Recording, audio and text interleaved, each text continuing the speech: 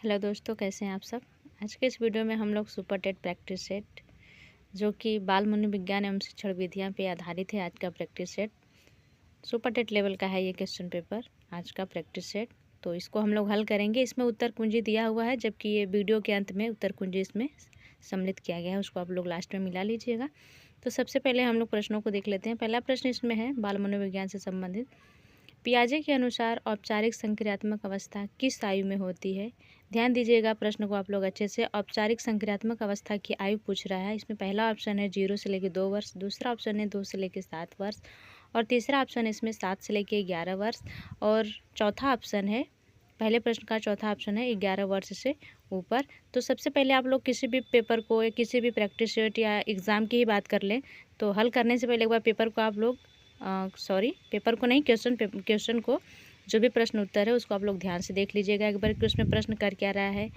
तो इस हिसाब से प्रश्न गलत होने की संभावनाएं थोड़ी कम हो जाती हैं। तो अब हम लोग आगे की तरफ बढ़ते हैं। दूसरा प्रश्न इसमें है कोहल वर्ग का सिद्धांत किससे संबंधित है। प्रश्न नंबर दूसरा कह रहा है कि कोहल वर्ग का सिद्धांत किससे संबंधित है। पहला ऑप्शन है इसमें संज्ञानात्मक विकास, दूसरा ऑप्शन है इसमें नैतिक विकास, तीसरा ऑप्शन है इसमें सामाजिक विकास, और चौथा ऑप्शन है इसमें भावनात्मक विकास। तो कोहल वर्ग का सिद्धांत इन चारों ऑप्शन में से किसी एक से संबंधित होगा। इसको आप लोग देख लीजिएगा कोहल वर्ग ने कौन सा सिद्धांत दिया था जो संबंधित है इनके। अब हम लोग अगले नंबर के प्रश्न को देख लेते हैं। प्रश्न नंबर तीसरा कह रहा है कि स्कैफोल्डिंग की संकल्पना किसने दी। स्कैफोल्डिंग की संकल्पना किसने दी, प्रश्न नंबर तीसरा का है। बहुत ही महत्वपूर्ण प्रश्न है ये। इसमें कुल 4 ऑप्शन दिए हैं। पहला ऑप्शन है इसमें पियाजे के द्वारा दिया गया था, ऑप्शन 2 है ब्रूनर, ऑप्शन सी इसमें तीसरा है वाइगोत्स्की, और ऑप्शन डी चौथा इसमें है थांडाई। तो स्कैफोल्डिंग की संकल्पना किसने दी थी, तो इसको आप लोग देख लीजिएगा। कुल 4 ऑप्शन में से कोई एक ऑप्शन सही होगा। बहुत ही इंपॉर्टेंट है यह क्वेश्चन, इसको आप लोग देखिएगा। अगला नंबर है प्रश्न नंबर चौथा का प्रश्न है बाल मनोविज्ञान के अंदर का प्रश्न नंबर चौथा है। इसमें से निम्न में से कौन सा अधिगम का नियम थांडाइक से संबंधित है। थांडाइक के नियम से संबंधित इसमें से कौन सा अधिगम का नियम है जो कि थांडाइक के अधिगम का नियम थांडाइक से संबंधित है। इसको फिर से देख लेते हैं दोबारा एक बार। प्रश्न नंबर चौथा कह रहा है कि निम्न में से कौन सा अधिगम का नियम थांडाइक से संबंधित है। पहला ऑप्शन इसमें अभ्यास का नियम, दूसरा अंतर्दृष्टि का नियम, तीसरा अनुकरण का नियम, और चौथा ऑप्शन है इसमें अभिप्रेरणा का नियम। इस प्रश्न को आप लोग ध्यान से देखिएगा। अगले नंबर के प्रश्न को देख लेते हैं। प्रश्न नंबर 5वां कह रहा है कि बहुबुद्धि सिद्धांत किसने दिया। बहुबुद्धि सिद्धांत किसके द्वारा दिया गया, किसके द्वारा प्रतिपादित हुआ, या किसने बहुबुद्धि सिद्धांत को संपादित किया था। तो इसमें पहला ऑप्शन है स्पीयरमैन, दूसरा ऑप्शन है गॉर्डनर, तीसरा ऑप्शन है इसमें बीने, और चौथा ऑप्शन है इसमें टर्मन।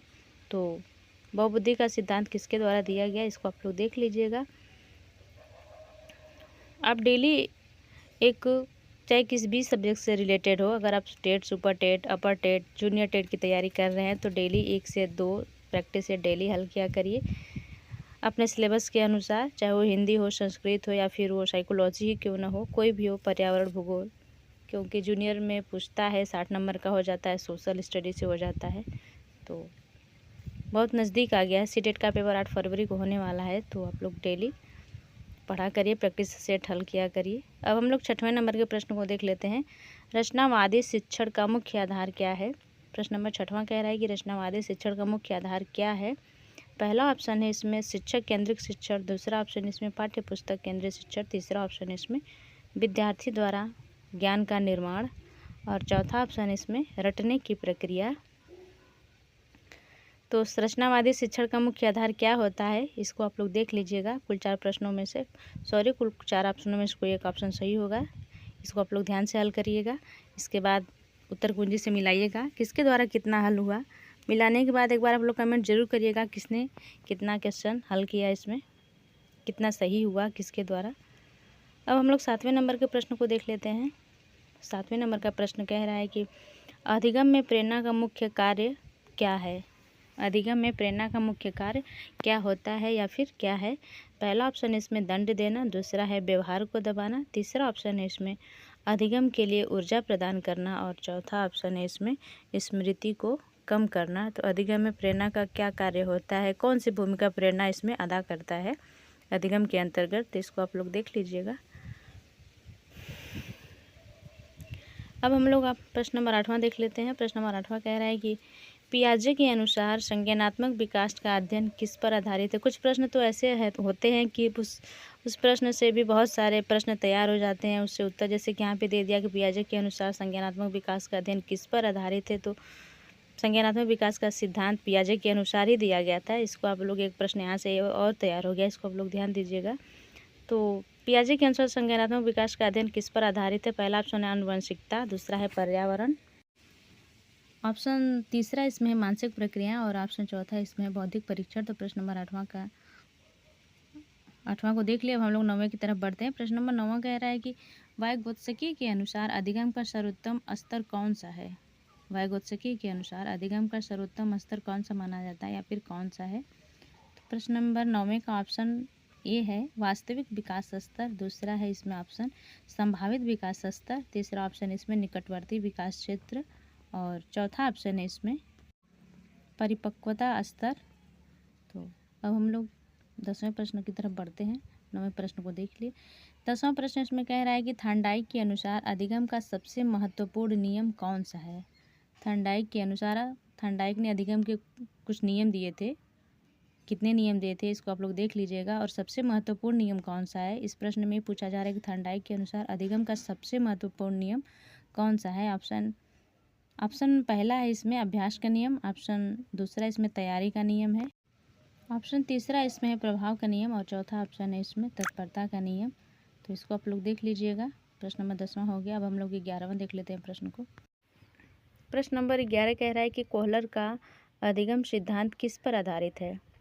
कोहलर ने जो सिद्धांत दिया था कोहलर ने जो अधिगम का सिद्धांत दिया था वह सिद्धांत किस पर आधारित है। तो इसमें पहला ऑप्शन है प्रयास एवं भूल, दूसरा ऑप्शन है इसमें अनुकरण और तीसरा ऑप्शन है इसमें अंतर्दृष्टि, चौथा ऑप्शन है प्रश्न नंबर 11 का चौथा ऑप्शन है प्रेरणा।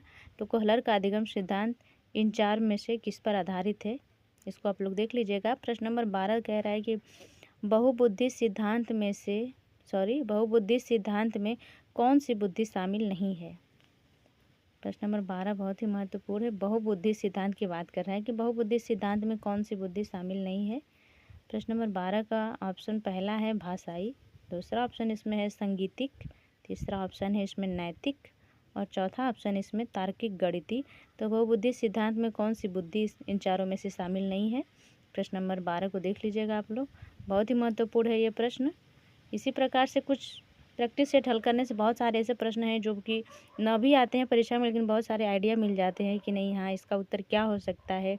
पढ़ने का बहुत अच्छा प्रभाव पड़ता है परीक्षा में, भले वो याद हो चाहे ना हो। तो आप लोग पढ़ते रहिए।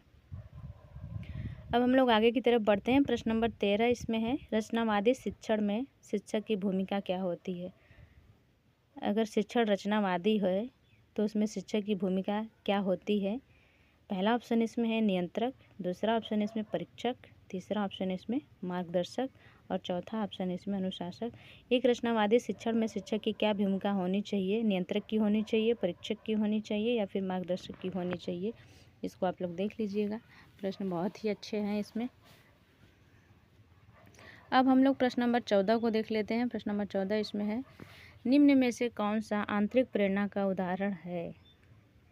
निम्न में से कौन सा आंतरिक प्रेरणा का उदाहरण है। प्रश्न नंबर 14 आंतरिक प्रेरणा का उदाहरण इनमें से कौन सा है। पहला ऑप्शन इसमें है पुरस्कार के लिए पढ़ना, क्या यह आंतरिक प्रेरणा है। दूसरा ऑप्शन है दंड से बचने के लिए पढ़ना। प्रश्न नंबर 14वें का सी ऑप्शन है ज्ञान प्राप्ति की इच्छा से पढ़ना और प्रश्न नंबर 14वें का चौथा ऑप्शन है इसमें परीक्षा पास करने के लिए पढ़ना। तो प्रश्न नंबर 14वें का कुल 4 ऑप्शन था, उसको हम लोग देख लिए। अब हम लोग प्रश्न नंबर 15वें को देख लेते हैं। प्रश्न नंबर 15 कह रहा है कि बालक का सामाजिक विकास मुख्यतः किससे प्रभावित होता है। बालक की सामाजिक विकास की बात कर रहा है कि बालक का सामाजिक विकास मुख्यतः किससे प्रभावित होता है। प्रश्न नंबर 15 का पहला ऑप्शन विद्यालय है, दूसरा ऑप्शन परिवार है, तीसरा ऑप्शन खेल है, चौथा ऑप्शन इसमें उपर्युक्त सभी है। उपर्युक्त सभी वाले में अक्सर देखा जाता है, अधिकतर संभावनाएं बनती हैं कि उपयुक्त सही वाला ऑप्शन ही सही होता है। सॉरी मैंने बता दिया, लेकिन इस बात को आप लोग ध्यान दीजिएगा, प्रैक्टिस सेट हल करते करते आइडिया मिल जाएगा आप लोग को। तो अब हम लोग आगे की तरफ बढ़ते हैं। प्रश्न नंबर 16 कह रहा है इसमें कि किस अवस्था में बालक में अमूर्त चिंतन का विकास होता है? अमूर्त से तात्पर्य प्रत्यक्ष से भी हो जाएगा। किस अवस्था में बालक में अमूर्त चिंतन का विकास होता है? प्रश्न नंबर 16 का ऑप्शन ए है संवेदी गतिक, दूसरा ऑप्शन इसमें बी है पूर्व संक्रियात्मक, प्रश्न नंबर 16 का सी ऑप्शन है मूर्त संक्रियात्मक और चौथा ऑप्शन है इसमें डी औपचारिक संक्रियात्मक। तो ये प्रश्न बहुत तरीके से बहुत सारे इस पियाजे का जो मूर्त है, अमूर्त, संक्रियात्मक, पूर्व संवेगात्मक, इस तरह से कई सारे हैं। इससे बहुत सारे मैंने जो अपने अभी तक प्रैक्टिस सेट मैंने जो भी बनाया है बाल मनोविज्ञान से संबंधित पियाजे के इस टॉपिक से बहुत सारे प्रश्न घुमा के अलग अलग तरीके से कई बार रिपीट किया गया है, बनाया गया है इसमें। तो इसको एक बार अच्छे से पढ़ लेंगे तो इसमें कोई कन्फ्यूजन नहीं रहेगा, आप लोग आसानी से इसको हल कर लेंगे। अब हम लोग अगले प्रश्न की तरफ बढ़ते हैं। प्रश्न नंबर 17 कह रहा है कि समावेशी शिक्षा का उद्देश्य क्या है? समावेशी शिक्षा का मुख्य उद्देश्य क्या होता है? प्रश्न नंबर 17वां का ऑप्शन ए है कि केवल सामान्य बच्चों को पढ़ाना होता है, केवल दिव्यांग बच्चों को पढ़ाना होता है। प्रश्न नंबर 17वां का सी ऑप्शन है सभी बच्चों को एक साथ शिक्षा देना, और इसका डी ऑप्शन है प्रश्न नंबर 17 का प्रतिभाशाली बच्चों को अलग से शिक्षा देना। तो समावेशी शिक्षा का क्या मुख्य उद्देश्य होता है, इसको आप लोग देख लीजिएगा, बहुत ही महत्वपूर्ण प्रश्न है। अब हम लोग 18वें प्रश्न को देख लेते हैं। प्रश्न नंबर 18 इसमें कह रहा है कि वेंडूरा का सिद्धांत किससे संबंधित है?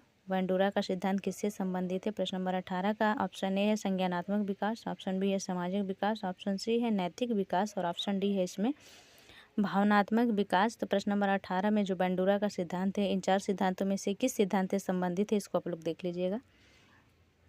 प्रश्न नंबर 19 कह रहा है कि बुद्धि परीक्षण का प्रथम विकास किसने किया था?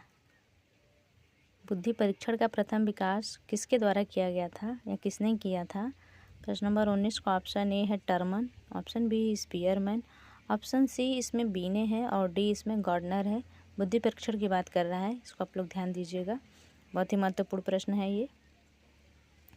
अब हम लोग आगे की तरफ बढ़ते हैं। आज के इस प्रैक्टिस सेट में कुल 22 प्रश्नों को सम्मिलित किया गया है। बाल मनोविज्ञान एवं शिक्षण विधियाँ पर आधारित है आज का ये प्रश्न। जैसा कि सुपर टेट में बाल मनोविज्ञान से कह लें तो 30 नंबर का प्रश्न बनेगा। एक तो बाल मनोविज्ञान, दूसरा है शिक्षण विद्या और एक पेपर 10 नंबर का जीवन कौशल से है, जो कि वो भी बाल मनोविज्ञान से ही संबंधित होता है। तो इसको आप लोग अच्छे से हल करेगा क्योंकि इससे 30 नंबर का लगभग प्रश्न पूछेगा। प्रश्न नंबर 20वां कह रहा है कि अधिगम को अस्थायी बनाने में सबसे सहायक होता है या फिर सबसे सहायक क्या है? प्रश्न नंबर 20वां का ऑप्शन ए है दंड, दूसरा ऑप्शन है रटंत, तीसरा ऑप्शन इसमें सी है पुनरावृत्ति व रुचि, चौथा ऑप्शन इसमें है भय। तो अधिगम को अगर स्थायी बनाना है तो इसमें सहायक क्या होता है? दंड सहायक होता है या फिर रटने की जो क्षमता होती है रटंत वो सहायक होता है या फिर पुनरावृत्ति व रुचि सहायक होती है? चौथा ऑप्शन इसमें था भय। तो प्रश्न बहुत ही आसान है, कुछ कठिन प्रश्न इसमें हैं लेकिन कुछ आसान भी है। अब हम लोग प्रश्न नंबर 21वां को देख लेते हैं। 21 नंबर का प्रश्न क्या कह रहा है? प्रश्न नंबर 21 कह रहा है कि किस शिक्षण विधि में छात्र सक्रिय भूमिका निभाता है? किस शिक्षण विधि में छात्र सक्रिय भूमिका निभाता है? पहला ऑप्शन है इसमें व्याख्यान विधि, दूसरा ऑप्शन इसमें परियोजना विधि, तीसरा ऑप्शन इसमें प्रश्नोत्तर विधि और चौथा ऑप्शन इसमें प्रदर्शन विधि। तो एक बार प्रश्न को दोहरा लेते हैं। किस शिक्षण विधि में छात्र सक्रिय भूमिका निभाता है? इसमें छात्र की बात करी जा रही है कि किस प्रकार के शिक्षण विधि में छात्र की सक्रिय भूमिका छात्र द्वारा निभाई जाती है। अब हम लोग आज के इस वीडियो का अंतिम प्रश्न है, आज के इस प्रैक्टिस सेट का प्रश्न नंबर 22 है। बाल मनोविज्ञान का मुख्य उद्देश्य क्या होता है? बाल मनोविज्ञान अगर सिलेबस में लाया गया है तो इसका मुख्य उद्देश्य क्या है? बालक को दंड देना है, बालक के व्यवहार को समझना है या फिर पाठ्यक्रम बनाना है? चौथा ऑप्शन है प्रश्न नंबर 22 का परीक्षा लेना है। तो प्रश्न नंबर 22 का प्रश्न जो है कि बहुत ही आसान है, इसको आप लोग अच्छे से देखिएगा। वीडियो के अंत में उत्तर कुंजी दे दी गई है, इसको आप लोग पहले प्रश्न हल करिएगा फिर मिला लीजिएगा। प्रश्न नंबर पहले का ऑप्शन डी सही है, प्रश्न नंबर दूसरे का ऑप्शन बी सही है और तीसरे प्रश्न का ऑप्शन बी सही है। चौथे प्रश्न की बात करें तो चौथे प्रश्न में ऑप्शन ए सही है, पाँचवें प्रश्न में ऑप्शन बी सही है, छठे प्रश्न में ऑप्शन सी सही है और सातवें प्रश्न में ऑप्शन सी सही है। आठवें प्रश्न का ऑप्शन सी सही है, नौवें प्रश्न का ऑप्शन सी सही है, 10वें प्रश्न का भी ऑप्शन सी सही है, प्रश्न नंबर 11 का ऑप्शन सी सही है। प्रश्न नंबर 12 का ऑप्शन सी सही है। प्रश्न नंबर 13 का ऑप्शन सी सही है। प्रश्न नंबर 14 का भी ऑप्शन सी सही है। प्रश्न नंबर 15 का ऑप्शन डी सही है। प्रश्न नंबर 16 का ऑप्शन डी सही है। 17 का सी सही है। प्रश्न नंबर 18 की बात करें तो प्रश्न नंबर 18 का ऑप्शन बी सही है। प्रश्न नंबर 19 का ऑप्शन सी सही है और प्रश्न नंबर 20 का ऑप्शन सी सही है। 21 का प्रश्न नंबर 21 का ऑप्शन बी सही है। प्रश्न नंबर 22 का ऑप्शन बी सही है। आप लोग प्रैक्टिस सेट हल करिएगा ज़रूर से और इसको शेयर भी करिएगा और इतना कमेंट ज़रूर करिएगा कि किसने कितना हल किया और किसके द्वारा कितना सही हुआ। कुल 22 प्रश्न हैं। तो इसी तरह से आगे की वीडियो में हम लोग या तो बाल मनोविज्ञान से या फिर किसी अदर विषय पे हम लोग प्रैक्टिस सेट को हल करेंगे। तो आज के लिए बस इतना ही। वीडियो अच्छी लगे तो प्लीज़ आप लोग चैनल को लाइक सब्सक्राइब और शेयर ज़रूर करिएगा। आप लोग का बहुत बहुत धन्यवाद वीडियो देखने के लिए। आप लोग का दिल से धन्यवाद। Thank you so much.